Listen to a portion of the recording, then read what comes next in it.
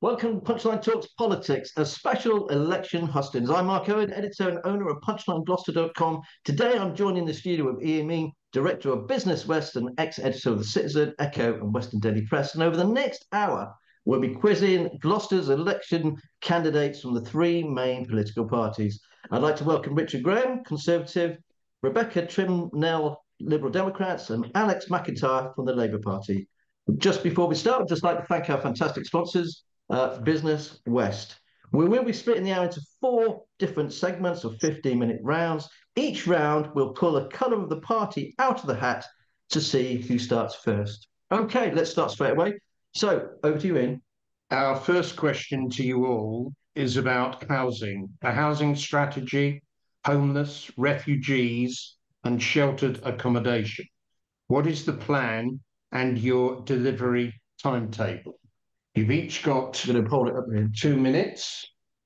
And first out is Labour, Alex. So, Alex, you've got 2 minutes on that question. Brilliant. Thank you ever so much. We know that housing is one of the biggest challenges facing our city. We know we need more affordable housing. We know we need to get more people onto the housing ladder. So how are we going to address that? Well, Labour has already set out plans to build 1.5 million homes over the course of the next Parliament. We're going to do that by ramping up our housing targets. We introduced targets after the Conservatives scrapped them. We are going to reform our planning process, hire more planners for the City Council, and we're going to deliver more social housing as well.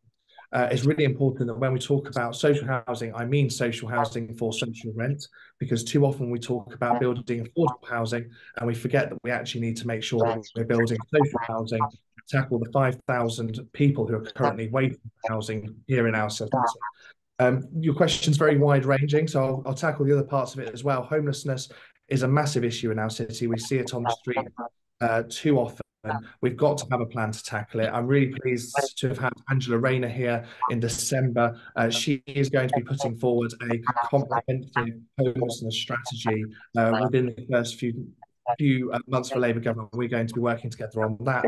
On refugees, we have promised to end the use of hotels for asylum seekers within the first year of a Labour government by tackling asylum claims, getting those done quickly so that people can be in work, paying taxes and living on their own 2 feet rather than being put up in hotels at £8 million cost a day to the taxpayer.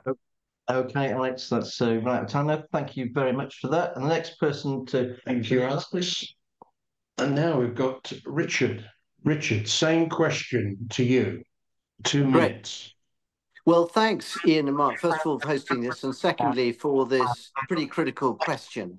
I think it's very easy to promise the world with some big national figures being bandied around, but what we need to focus on is what's going to happen right here in the city.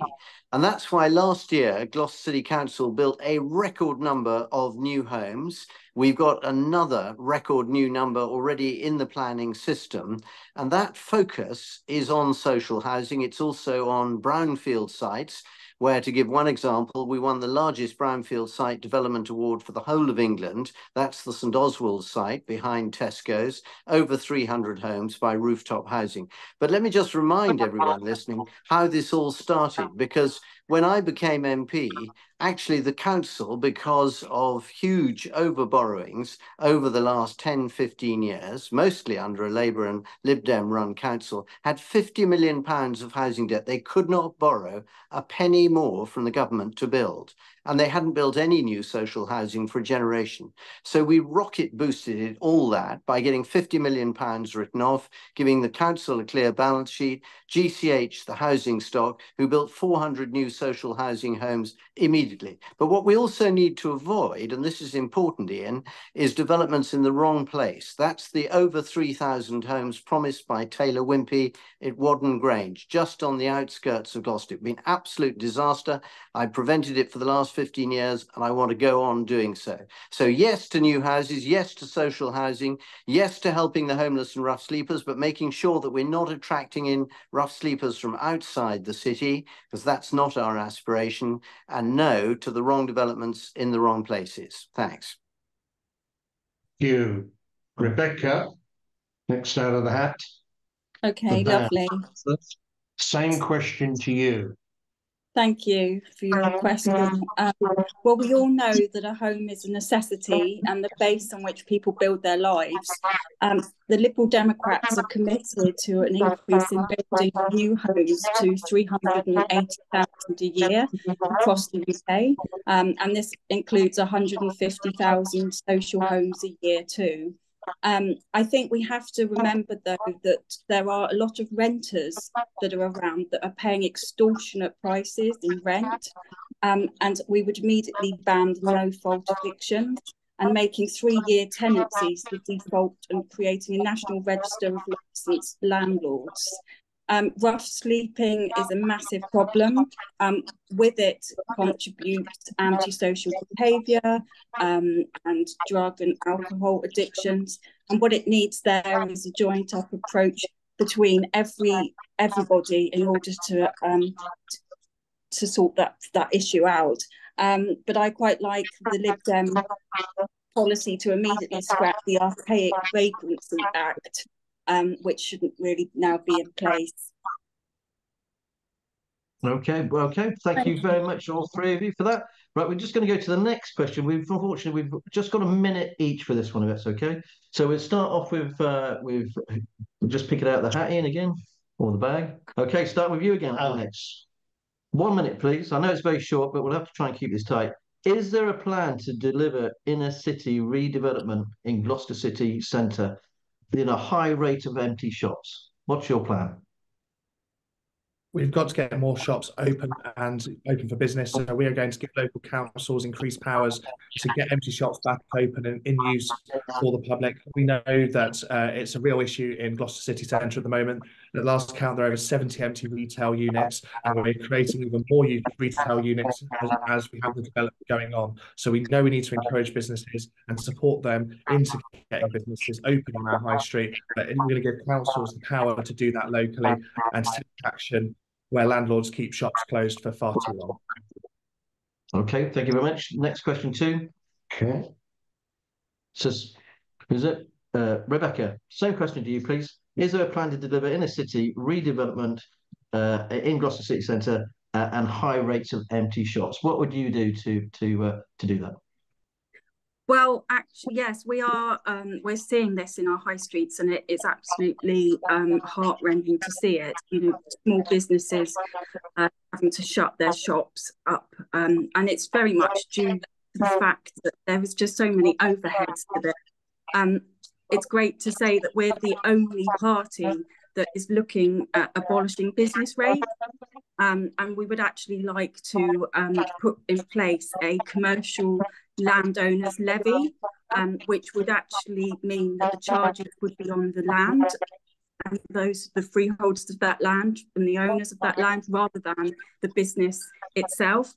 You could argue that this would cause higher rental prices, but then this can be negotiated, and it's a fairer mechanism which would free up that business from the burden of paying business rates. I think this would help. Also, the energy crisis is hitting individuals and businesses, and we do have a plan for that, which would be a part of an industrial strategy to get these shops back open and working again.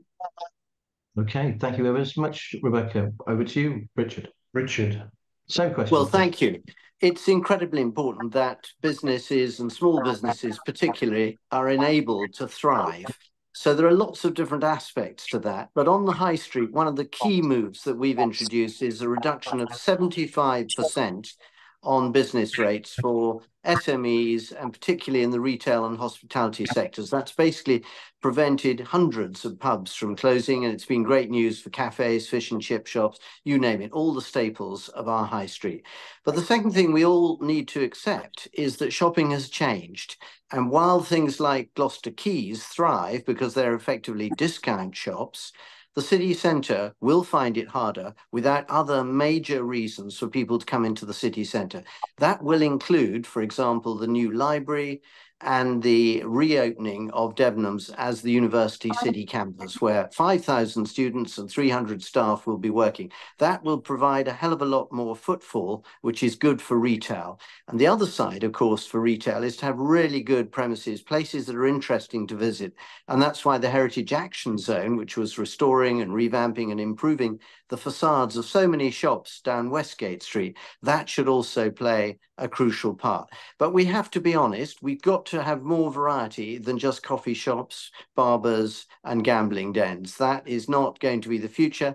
And that's why I welcome some of the new retail developments that have taken place in Eastgate Street in particular, and in the Eastgate Centre when it's revitalised by our Levelling Up Fund. Okay, thank you ever so much, Richard. And unfortunately, that is the end of this particular round. I'd just like to thank you all for watching. If you like the show, please like, share, and subscribe. I'd like to thank our sponsors, Business West. We'll be back in a minute for part 2. Thank you ever so much for joining us today. Thank you. Bye-bye.